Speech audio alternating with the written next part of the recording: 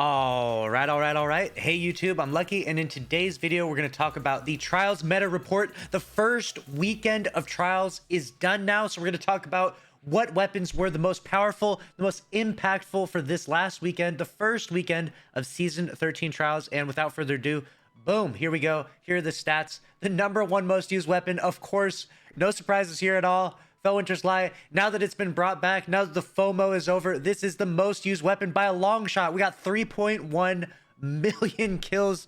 Dear God, that's a lot of kills with the Felwinter's Lie. Holy moly. So many of you out there were absolutely aping with this shotgun. And it's kind of surprising too, because it's kind of a big map with Altar of Flame. Like, what are you guys doing to get all these shotgun kills? You know, me personally, I was using a 120 RPM a ton, getting long range kills. I even pulled out the Messenger after I got a decent roll. But besides that, I didn't get a whole ton of shotgun kills. I felt like, you know, mostly it was like ranged fights because it's such a big map. But apparently it doesn't matter in Destiny 2 because where there's a will, there's a way, and the apes always find a way. The Felwinter's Lie, the most used weapon. The second most used weapon was the Messenger Pulse Rifle, which is kind of crazy because this wasn't even in the game until just recently. Apparently a lot of people were really hyped about it. I know a lot of people out there went and got 3 wins, at least on all 3 characters, which is really, really nice to see. And it made the overall player base really healthy. And I'll get to that at the end of this video.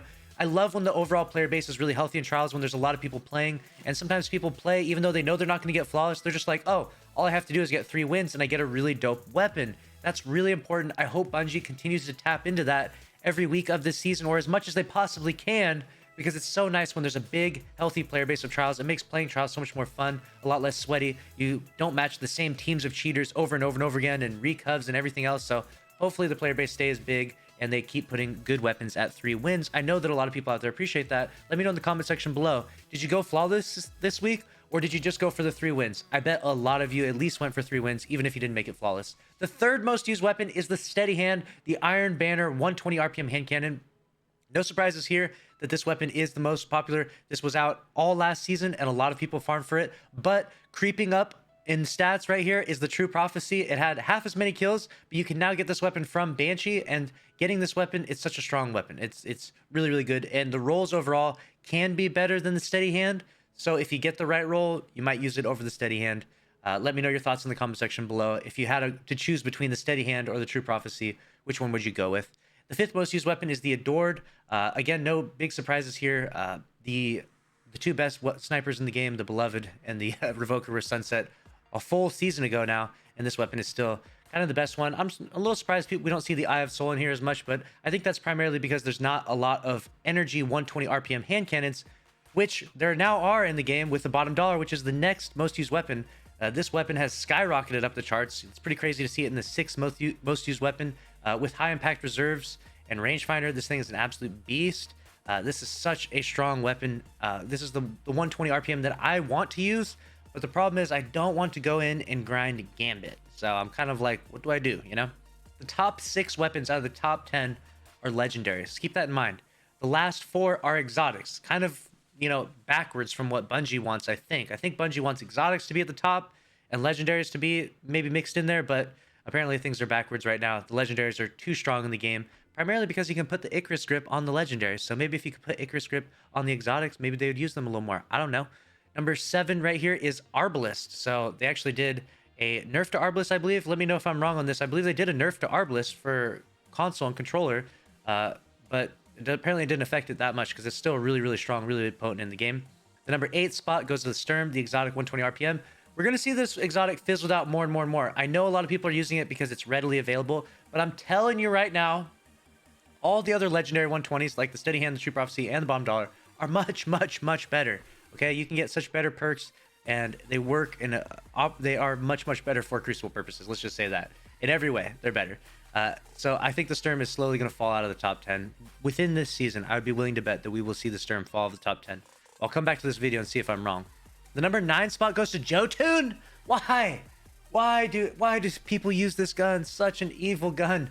A fusion rifle that shoots a fucking giant fireball that tracks, and then if it misses, it puts fire on the ground. Like, oh, what a terrible creation. I hate this thing. I can't believe this is in the top 10. If you're using this, shame on you. Why? Why are you using the Jotun? And yes, it is pronounced Jotun, not Yotun. Jotun, okay? The number 10 most used weapon this weekend was the Crimson. Now, I have not seen this once the entire weekend. I'm telling you, I played like over 100 games. I had not seen this once. Apparently the Crimson is a really popular weapon though. I'm going to say it's probably popular with controller players or console players because it ain't that popular on PC. All right. I'm telling you right now, I have not seen this being used at all on PC, but let me know if you're a console player, if you see people flying around with the Crimson, because apparently it slaps on console. But let me know in the comment section below. And the last thing I'm going to cover is the most important, which is Trials dead. And I've covered this a few times. Trials has died multiple times now. It's gone sub 100,000 for I think 3 or 4 weeks now since it's returned to Destiny 2, which is very sad to see. I don't want to see Trials die. I want it to win. I want it to be successful. In this first week was a big success, but not as big a success as I would think it would be, right? 300,000 players, a brand new season, a ton of new loot to chase after, a ton of hype, a lot of community feedback positively on Twitter and on YouTube. A lot of people saying, you know, tons of great weapons to chase after. You've seen it, you've heard it. And we got 300,000, the Messenger at 3 wins, and we got 300,000 players, which is dope. This was a cool weekend. I had fun during this weekend. Let me know if you had fun. I had a lot of fun this weekend, but 300,000 is kind of low. I mean, it could have been well above that, right? Like I told you before, D2, when it launched, it had 1 million players for the first 2 weeks, and it slowly fizzled down like million the first week, million the second week, like 900 something, and then 900 something, 800, and so on and so forth, right? So it could be up to, you know, 1 million or more, but obviously D2 is not nearly as hype as it was back in the day, but still 300, it's a little bit on the lower side. I'm hoping that Bungie knows that it's a little on the lower side and they continue to drip feed us the loot appropriately. For example, the hand cannon will come out soon. Hopefully the hand cannon comes out in the 3-win drop, maybe this week, maybe next week, maybe so on and so forth. In the 3-win drop, unadept first, and then comes out with the adept version later. That would be fire. I feel like that would hype a lot of people up. You know, what Bungie's done is they've sort of created a carrot on a stick, and I've noticed this subtly, and I'm realizing like, wow, Bungie actually did it. They actually kind of tricked us in a lot of ways. They've got us chasing after guns before the adept versions are out, and we're excited about it. And it's like, I'm thinking to myself, why are we all so excited about this? The Messenger just came out, and we're excited. We're stoked about it. But there's still the adept messenger to come out very soon. You know, it's like, dang it. Like if you're happy about the messenger now, the adept messenger is going to come out. So now you're going to be excited for the same weapon coming out twice within the same season. That's some 200 IQ plays from Bungie right there. They're getting us re-excited for the same weapons within the season. So basically they've fed us recycled content and we're loving it, which again, I'm not trying to roast Bungie for that. I think it's good. Like I'm genuinely excited. It's not a fake excitement. I'm actually really excited to get the adept messenger now, and along the way excited to get some god rolls of the messenger and hopefully of this new hand cannon, etc. And so overall I'm having a lot of fun with it. Let me know your thoughts in the comment section below. What do you think of the Trials meta? What guns were you using for going flawless, and how well do you think Trials is going to hold out through this entire season?